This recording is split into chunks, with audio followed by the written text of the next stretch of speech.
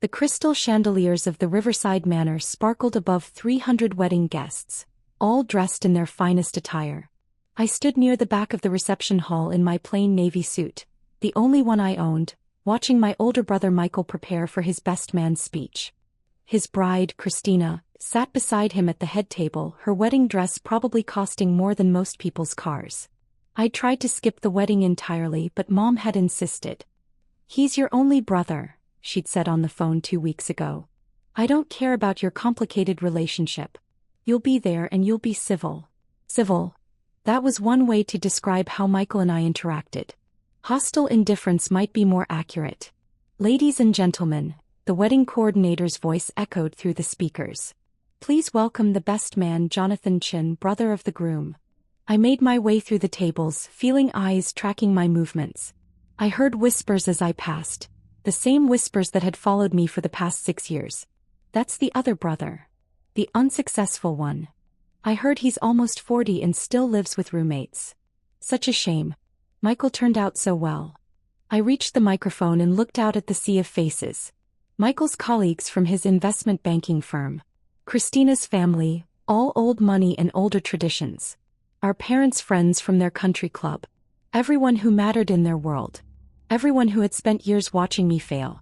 "Thank you all for being here," I began, keeping my voice steady. "I'm Jonathan, Michael's younger brother. I'm supposed to tell you heartwarming stories about growing up together, about what a great guy Michael is, about how perfect he and Christina are together." I paused, taking a breath. "And I will. Because despite our differences, despite the very different paths our lives have taken, Michael is my brother. And today is his day." I launched into safe territory, childhood stories carefully selected to be amusing without being embarrassing, compliments about Christina that were genuine enough to land well, wishes for their future happiness that I mostly meant. The speech lasted 7 minutes. I got polite applause. Michael's smile was tight as I handed him the microphone for his own speech. "Thank you, John," he said, his voice warm in that practiced way of his. "My little brother, everyone. John's had an interesting journey. Not everyone takes the traditional path, and we should celebrate that. Even when the path leads to a garage startup that's been about to break through for 6 years now."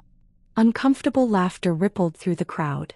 "I'm kidding, of course," Michael continued, though his eyes said otherwise. "John's persistence is admirable. Most people would have given up and gotten a real job by now. But not John. He's still out there, chasing the dream, living on ramen and hope." More laughter, less uncomfortable now. In all seriousness, Michael's tone shifted to something that might have been compassion if you didn't know him well. "I admire my brother's dedication to his vision, even if it hasn't panned out the way he hoped. Not everyone can be successful in business. Some of us are dreamers and some of us are doers. The world needs both." I felt my face grow warm but kept my expression neutral. This was Michael's specialty. The subtle cut dressed up as a compliment, the public humiliation disguised as brotherly affection. He continued his speech, talking about his own journey from Harvard MBA to his current position as managing director at Goldman Sachs. He thanked Christina's father for trusting him with his precious daughter, mentioned the honeymoon in Bali, first class naturally, and outlined their plans to buy a home in Westchester within the year.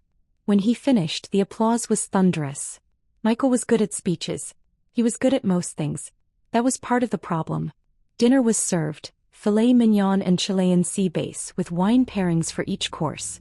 I sat at a table with various cousins and family friends, most of whom I hadn't seen in years. "So Jonathan," Aunt Carol leaned across the table, her diamonds catching the light.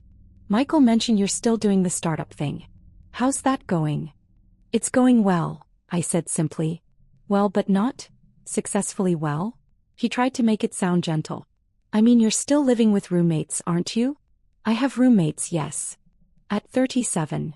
She said it like a diagnosis. "Honey, have you considered that maybe it's time to try something else?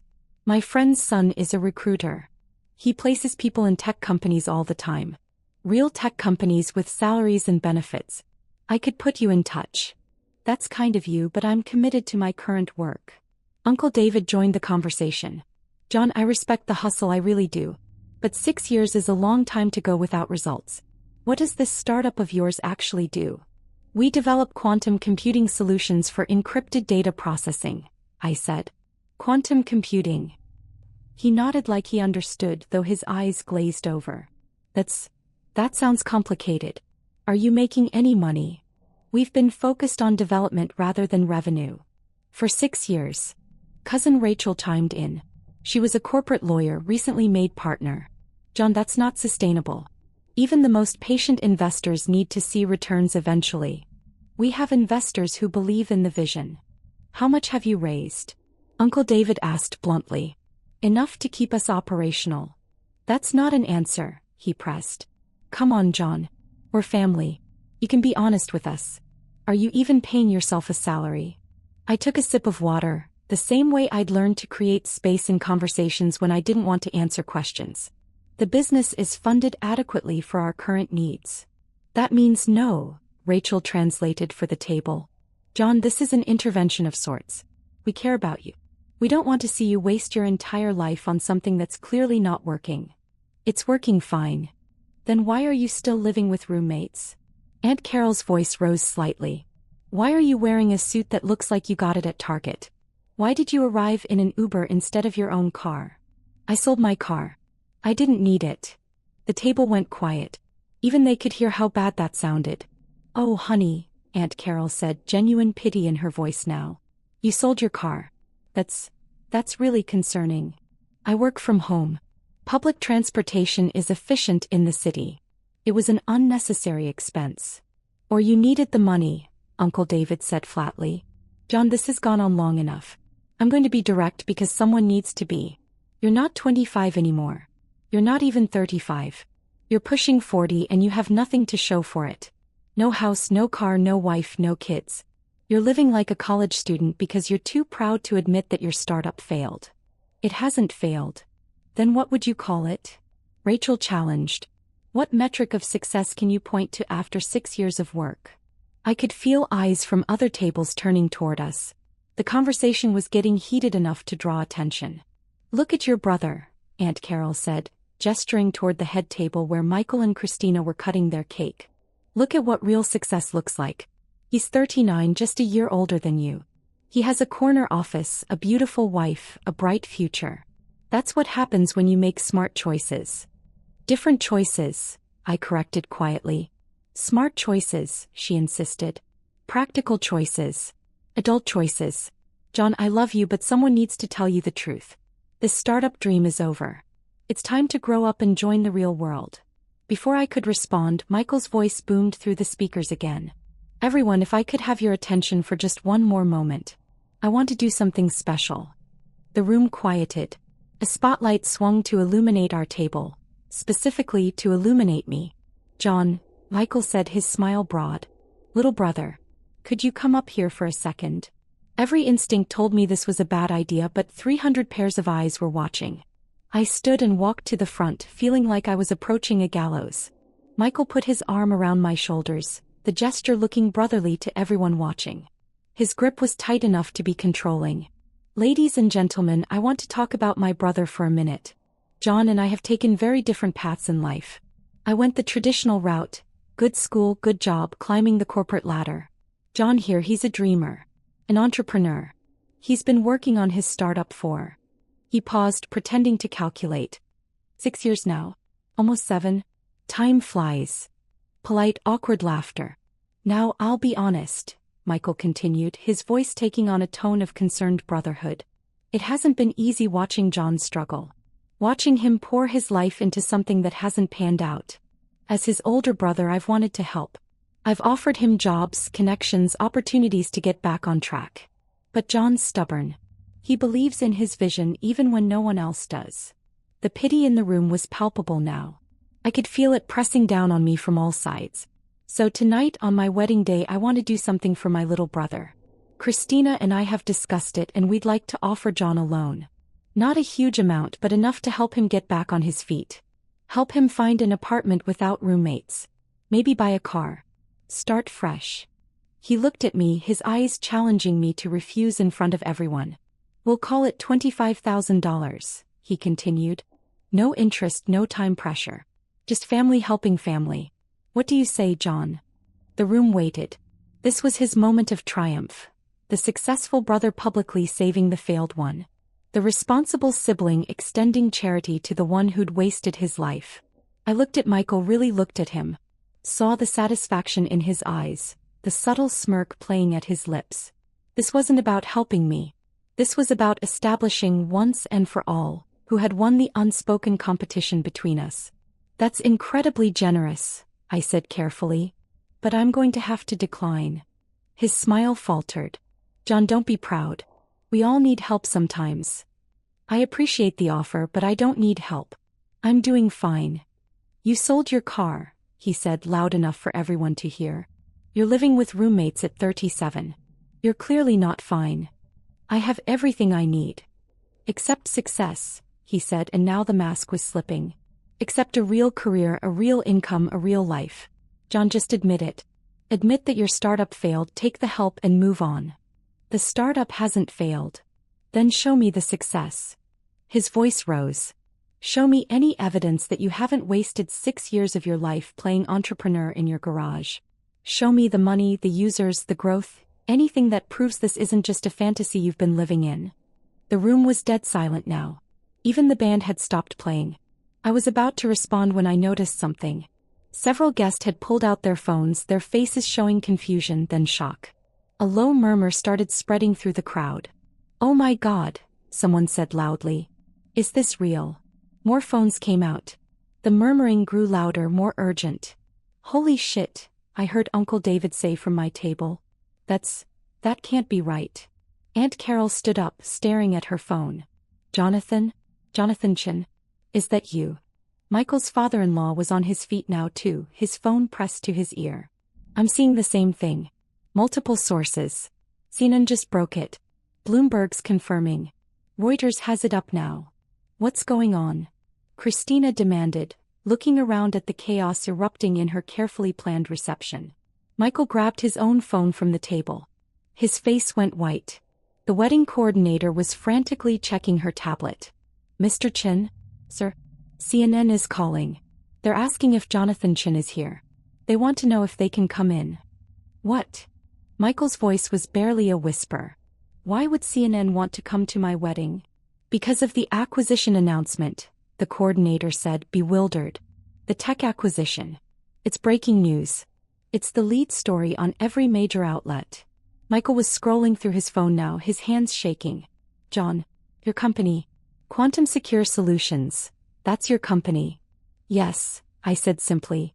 It just sold, he read from his screen, his voice hollow. Quantum Secure Solutions acquired by Google in landmark deal valued at $8.7 billion. The largest tech acquisition in 5 years. Revolutionary quantum encryption technology that will reshape cloud computing security globally. The room erupted. 8 billion, someone shouted. That's billion with a B? Google. He sold to Google. Michael looked up from his phone, his face a mixture of shock and something else. Something that looked like grief. You sold your company for $8.7 billion. Today. You sold it today during my wedding. The deal closed at 4 p.m. Eastern, I confirmed. I would have preferred different timing, but the regulatory approvals came through faster than expected. I couldn't control the announcement schedule. Aunt Carol had pushed her way to the front of the crowd. Jonathan, that article says you own 67% of the company. That means you personally made about $5.8 billion, I finished. Before taxes. Uncle David was reading from his own phone. There's a profile here. Forbes just posted it. It says Jonathan Chin, age 37, is now one of the youngest self-made billionaires in tech. It says he founded Quantum Secure in his garage 6 years ago with 3 MIT graduates. It says they developed breakthrough quantum computing applications that make current encryption methods obsolete. The roommates, Rachel said faintly. Your roommates were your co-founders. Dr. Sarah Martinez, Dr. James Park, and Dr. Angela Thompson, I confirmed. We met at MIT. They're the smartest people I've ever known. More guests were crowding around now, all reading the same stories, all trying to process what was happening. The Google deal includes continued employment for the founding team, someone read aloud. Jonathan Chin will serve as VP of Quantum Computing Development with a salary of, Jesus, That salary alone is more than most people make in a lifetime. Michael was still frozen, his phone hanging limply in his hand. You let me give that speech. You let me offer you $25,000. You let me call you a failed entrepreneur in front of 300 people. You didn't let me say much of anything, I pointed out. You could have stopped me. You could have told me. The deal was under NDA until the announcement went live. I legally couldn't tell anyone. The announcement was scheduled for 6 p.m. Pacific. We're on the East Coast, so 9 p.m. here. I thought I'd make it through dinner at least. Christina was on her phone now too, her perfect makeup starting to run as tears formed. There are news trucks outside. The venue coordinator says CNN, CNBC, Bloomberg, and 3 local stations are requesting access. They want to interview Jonathan. At my wedding, Michael said. This is my wedding. My day. And you're making it about you. I'm not making it about anything, I said calmly. I came to your wedding like Mom asked me to. I gave my speech. I sat quietly at my table. You're the one who called me up here and demanded I show you success. I didn't want this timing any more than you did. A man in a suit I didn't recognize pushed forward. Mr. Chin? I'm Bradley Morrison, partner at Goldman Sachs. I worked with your brother on the Silverman deal last year. I'd love to discuss potential investment opportunities if you're considering. Not now, Michael snapped at his colleague. Then to me, you sold your car because you didn't need it? Or because you were about to be a billionaire and material possessions didn't matter anymore? Both, I suppose. The articles mention your lifestyle, Cousin Rachel said, still reading. It says you continued to live modestly throughout the company's development to avoid distractions and maintain focus. It quotes you saying wealth is a byproduct, not a goal. That's from an interview you did with TechCrunch last month. They interviewed me as part of the acquisition due diligence process. More phones were ringing now. Uncle David answered his, listened for a moment, then looked at me with an expression I'd never seen before. That was my office. They want to know if I can introduce them to you. They're interested in discussing wealth management services for high-net-worth clients. High net worth, Aunt Carol repeated with a slightly hysterical laugh. He's worth almost $6 billion. That's not high net worth, I don't even know what that is. The wedding coordinator approached again, more frantic now. Mr. Chin, Jonathan Chin, the press is getting aggressive. They're asking if they can set up outside. CNN is offering to pay for exclusive access. What should I tell them? I looked at Michael and Christina. This was their day, their moment. And I just inadvertently destroyed it. Tell them I'll give a statement in 30 minutes, I said. Outside. Not in the venue. And make it clear that today is about Michael and Christina's wedding. The business news is secondary. Secondary, Michael repeated numbly. You just became a billionaire and it's secondary. To your wedding? Yes. You're my brother, Michael. That matters more than money. He laughed, but there was no humor in it. Money. You say that like it's trivial. Like $5.8 billion is just pocket change. It's a number, I said. It doesn't change who I am. It changes everything. His voice cracked. Everything I've worked for, everything I've accomplished. I made managing director at Goldman. Do you know how hard that is? How many people compete for those positions? I make almost $2 million a year. I thought I'd made it. I thought I was successful. You are successful. I make in a year what you made in 3 seconds when that deal closed. The math seemed to hit him as he said it. 3.7 seconds.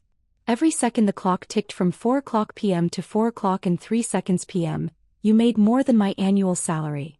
The room had gone quiet again, everyone watching this confrontation play out. That's not a fair comparison, I said. None of this is fair. Michael's composure was completely gone now. I did everything right. I went to Harvard. I worked 100-hour weeks. I networked, I sacrificed, I climbed the ladder. And you just built something in your garage and became a billionaire. It wasn't just anything. We worked 18-hour days for 6 years. We lived on nothing. We almost failed 3 times. The breakthrough that made this possible came at 3 a.m. on a Tuesday after Sarah had been working for 31 hours straight. There's no just about any of it. Christina was crying openly now. Our wedding. Everyone's going to remember our wedding as the day Jonathan became a billionaire. Not as our special day. Not as the day we got married. This She wasn't wrong. I could already see guests recording videos, taking pictures, posting on social media. The hashtag billionaire wedding was probably already trending. My phone vibrated. Then again. And again. I pulled it out to see hundreds of notifications. Messages from my team, from our lawyers, from Google executives, from journalists, from people I hadn't spoken to in decades. And one text from Sarah. Holy shit, the timing. Are you okay? Do you need extraction? I typed back. At brother's wedding. Long story. Call you in an hour. Her response was immediate. We're all watching it unfold on Twitter. The memes are already incredible. Hang in there. Jonathan Chin? A woman's voice came from behind me. I turned to see a journalist who must have talked her way past security. I'm Jessica Park from Bloomberg News. Can you comment on the acquisition? What does this mean for the future of quantum computing? Not now, I said firmly. This is a private event. The public has a right to know. The public can wait an hour. Please leave. Security was already moving toward her, but the damage was done. More reporters would try the same thing. The venue was about to become a circus. Michael, I said, turning back to my brother. Christina. I'm going to leave. I'll give my statement outside, draw the press away, let you salvage what's left of your reception. I'm sorry about the timing. I truly am. Sorry, Michael repeated. You're sorry. You just humiliated me in front of everyone I know, everyone who matters in my career, and you're sorry. I didn't humiliate you. I didn't do anything to you. You exist. He shouted it, his face red. You exist, and you're better than me at everything that actually matters. I spent my whole life trying to beat you, trying to be the successful one, and you just... He couldn't finish. Christina put a hand on his arm, but he shook it off. Do you know what this is going to be like for me? He continued. Going into work on Monday? Everyone knowing that my failed entrepreneur brother sold his company for almost $9 billion? Everyone remembering that I called him a dropout at my wedding? That I offered him a loan of $25,000. That speech is already viral, someone called out unhelpfully. 3 million views on TikTok. Michael's face went from red to pale. No, tell me that's not true. Multiple videos from different angles, Uncle David confirmed, looking at his phone. The one with the best audio is trending #1 worldwide. The comments are, well, they're not kind to you, Michael. I watched my brother process this. Watched him realize that his moment of triumph, his wedding day, his speech establishing himself as the successful sibling, had become the most public humiliation of his life. I should go, I said again. Wait. Mom's voice cut through the chaos. She'd been so quiet I'd almost forgotten she was there. She pushed through the crowd, Dad right behind her. Jonathan, she said, and her voice was shaking. Is this real? All of this? Yes, Mom. You've been a billionaire and waiting for how long? We knew the deal was likely about 6 months ago. We knew it was definite about 3 months ago. The exact valuation was confirmed 2 weeks ago. And you didn't tell us. I couldn't. NDAs. And honestly, I hesitated. Would you have believed me? The question hung in the air. Mom and Dad exchanged a glance. No, Dad admitted quietly. We wouldn't have. We would have thought you were delusional. Making up fantasies to make yourself feel better about failing. That's what we thought anyway, Mom added. Every time you talked about the company, about the technology, about the potential, we thought it was just wishful thinking. We thought you were lying to yourself. I know. You know. Michael turned on them. You all knew about this? About his company? We knew he was working on something, Mom said. He tried to tell us about it at Christmas, at Easter, at every family gathering. We just didn't listen. We didn't believe it could be real. Aunt Carol spoke up, her voice small. I told you to apply to work at Target. 2 hours ago, I told a man who's now worth $6 billion to apply for a retail management position. The absurdity of it seemed to break through the tension. Someone laughed, a slightly hysterical sound. Then someone else. Within seconds the whole room was laughing, a release of nervous energy and shock. Everyone except Michael. This is my wedding, he said again, but quieter now. This was supposed to be my day. The best day of my life. And all anyone's going to remember is that my brother became a billionaire in the middle of it. I'm sorry, I said, and I meant it. I wish the timing had been different. Do you? He looked at me, really looked at me. Do you really wish that? Or is some part of you glad that you got to prove us all wrong? That you got to show up to my perfect day and reveal that you were better all along? I thought about it. Gave him the honesty he deserved. I'm not glad about any of this. But am I glad that you finally have to see me as something other than a failure? Yes. I'm glad about that. He nodded slowly. At least you're honest. The wedding coordinator was back, more desperate now. Mr. Chin, the press is threatening to disrupt the entire reception if they don't get access. They're offering substantial sums. One outlet is suggesting $50,000 for 15 minutes of exclusive access. Tell them, Michael started, but I cut him off. Tell them yes. To whatever outlet offers the most. But the money goes to Michael and Christina. Consider it a wedding gift. John, you don't have to, Mom began. I do actually. This is the least I can do. Michael's right. I've ruined his wedding. So the wedding gets something out of it. CNN is offering $200,000 for 30 minutes, the coordinator said after a rapid series of phone calls. And they want to interview both brothers. Together. Michael and I looked at each other. You don't have to do this, I said. If I don't, I'm the bitter brother who couldn't handle his siblings' success. If I do, at least I control some of the narrative. He straightened his tie and I saw him slip back into his professional persona. Let's get this over with. We were ushered outside where CNN had set up a full production in the venue's parking lot.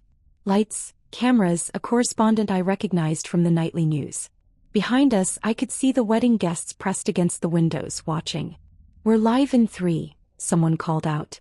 2, 1. The correspondent smiled professionally. We're here with Jonathan Chin, whose company Quantum Secure Solutions was just acquired by Google for $8.7 billion in what experts are calling the most significant advancement in computing security in decades. Mr. Chin, you're now worth approximately $5.8 billion. How does that feel? Surreal, I said honestly. But I want to emphasize that this success belongs to my entire team. Dr. Martinez, Dr. Park, and Dr. Thompson worked as hard as I did, if not harder. This isn't about one person. And this is your brother Michael Chin, correct? Michael, what was your reaction when you heard the news? Michael's smile was perfect, practiced. Shock certainly. Pride in my brother's achievement. John's always been brilliant. We all knew he was working on something special. The lie was smooth, professional. No one watching would know that 30 minutes ago he'd been offering me a pity loan. There are reports, the correspondent continued, that the announcement happened during your wedding reception. That must have been quite a surprise. It certainly wasn't the wedding gift we expected, Michael joked and got a laugh. But in all seriousness, I'm thrilled for my brother. Family success is success for all of us. The interview continued for 20 minutes.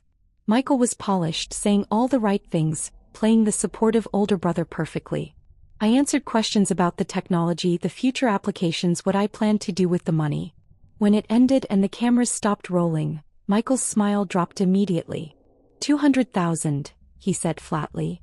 You just made our wedding night into a news segment for $200,000.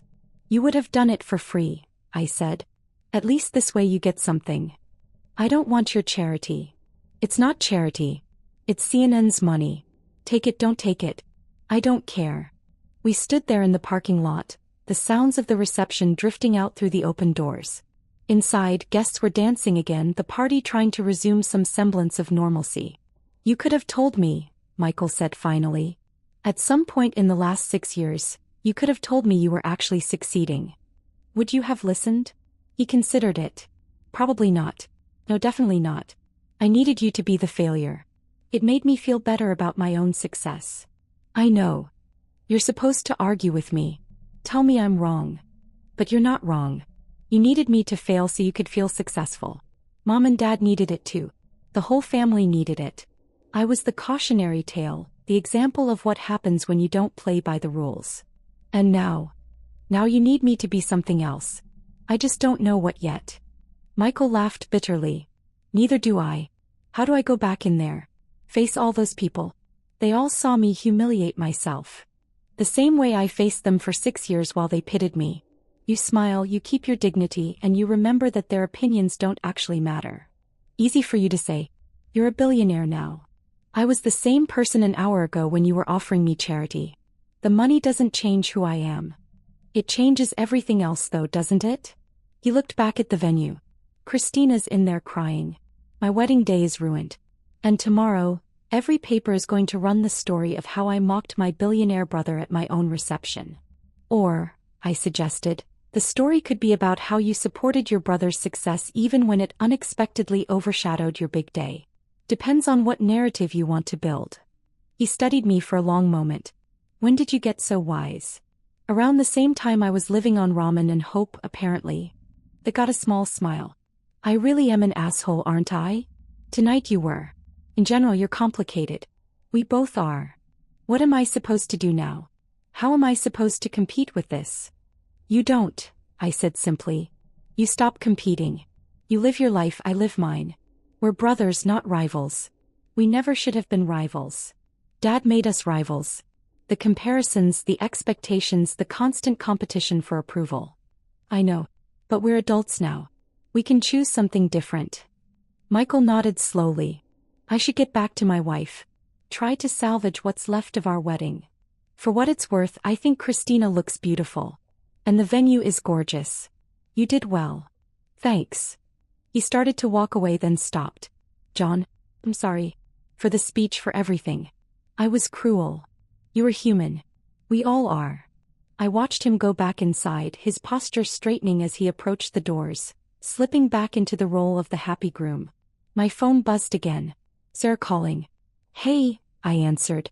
You okay? Her voice was warm with concern. Define okay. Fair point. The internet is losing its mind. We're trending #1 on literally every platform. Angela set up a group chat for the 4 of us. We're all being bombarded with interview requests. We should coordinate responses through the Google PR team. They'll want to control the narrative. Already on it. But John, are you okay? That speech your brother gave, that was brutal. He was honest. In its own way. It was cruel. That too. I could hear voices in the background, James and Angela probably watching the coverage. My team. My friends. The people who'd believed in the vision when no one else did. We did it, Sarah said softly. We actually did it. We did. So why don't you sound happier? I looked back at the venue, at the celebration continuing without me, at the family that had spent years misunderstanding me. Because success is complicated, I said. And family is even more complicated. You want us to come get you? We could grab drinks, celebrate properly. No. I should probably go back in for a bit. Make sure Michael's okay. You're a better person than I'd be in your situation. I'm really not. I'm just tired of fighting. We talked for a few more minutes, making plans for next week's meetings with Google, discussing the press strategy, laughing about the absurdity of the timing. When I hung up, I stood in the parking lot for another moment, watching the party through the windows. Uncle David was talking animatedly to a group, probably telling them how he'd always known I'd be successful. Aunt Carol was showing people something on her phone, likely the news coverage claiming some sort of credit for my upbringing. Mom and Dad sat at their table looking shell-shocked and small. And Michael was dancing with Christina, holding her close, trying to create a moment of normalcy in the chaos. I could leave. Call an Uber, go home to my apartment. The one I'd be moving out of soon because the world now knew I was worth billions and I'd need actual security. I could let them celebrate without me, let Michael have what remained of his night. But that felt like running away. I walked back inside. Heads turned, conversations stopped. Then Aunt Carol was rushing over, Uncle David right behind her, both of them suddenly my best friends, suddenly so proud, suddenly claiming they'd always believed in me. Jonathan. Aunt Carol gushed. I've been telling everyone about how we knew you were special even as a child. That brilliant mind of yours. You told me to apply at Target 2 hours ago, I reminded her gently. She had the grace to look embarrassed. I was just worried about you, honey. We all were. Were you? I looked around at the family members converging on me. Or were you uncomfortable with someone choosing a different path? We just wanted what was best for you, Uncle David said. You wanted what looked successful to you. There's a difference. I felt a hand on my shoulder. John, can we talk? Outside. We walked out to the venue's garden, away from the noise and the cameras and the sudden flood of attention. I'm sorry, she said immediately. Not for tonight, for everything. For years of not listening, not believing, not supporting you the way I should have. You supported me how you knew how. That's generous, but it's not true. I dismissed you. I compared you to Michael constantly. I made you feel like a failure because you weren't successful in ways I understood. She took a shaky breath. I'm proud of you. I should have said that years ago, but I'm saying it now. I'm incredibly proud of you. Thanks, Mom. And I'm sorry it took billions of dollars for me to finally see what was there all along. We stood together in the garden, the party continuing without us. After a while, Dad joined us, then Michael and Christina. One by one, the family filtered out until we were all there together, away from the chaos. I propose a toast, Michael said, raising his champagne glass. To John. To seeing people for who they really are, not who we need them to be. And to second chances for families who screw up. I'll drink to that, I said. We toasted, and for the first time in 6 years, maybe for the first time ever, I felt like we might actually be a family instead of a collection of people bound by biology and competition. Inside, I could hear the DJ starting up again. Michael and Christina went back to their first dance, this time without the weight of comparison hanging over it. And I stood with my parents in the garden, watching through the windows, no longer the family failure or the surprise billionaire. Just their son. Finally,